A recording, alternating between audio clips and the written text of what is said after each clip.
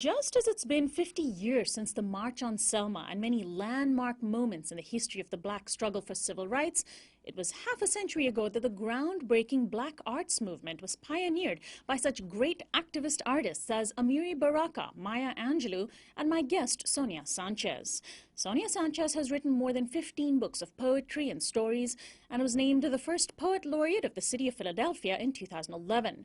Born in Birmingham, Alabama, she eventually moved to Harlem, New York, where she became active in the arts and in civil rights activism. She was a member of New York's Congress of Racial Equality, or CORE, and also deeply influenced by Malcolm X. She taught and lived in San Francisco before eventually making her way to Philadelphia, where she still lives.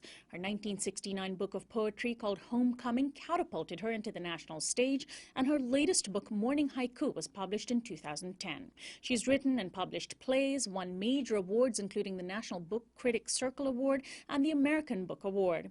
In fall of 2014, she co-edited an anthology called SOS, Calling All Black People, a Black Arts Movement Reader.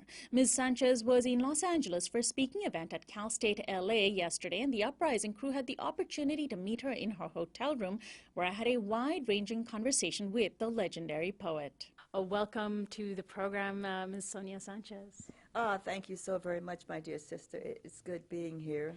Well, this is a seminal year. 2015 is the 50th anniversary of so many important historical events in terms of the civil rights movement, with the Selma March around 50 years ago, the Civil Rights Act, the Voting Rights Act, and you were around when that happened. And I'm wondering if you can reflect on those tumultuous years and these anniversaries that are being celebrated and commemorated this year.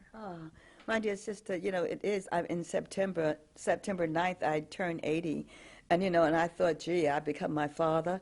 I've become Gwendolyn Brooks and all these other people who had made 80, Elizabeth Catlett, all these great people I knew. But the great thing is that if you live long enough, you'll hit 80 and perhaps 90 even. And, of course, part of your life has been experiencing so many of these things that were important events in this country. Those things that made for change. Someone said to me recently in an interview from overseas, what does it mean? Some people say, Professor Sanchez, there is no change at all. And I said, well, if you live during those years, you realize there's a lot of change. It might not be all the change that you want.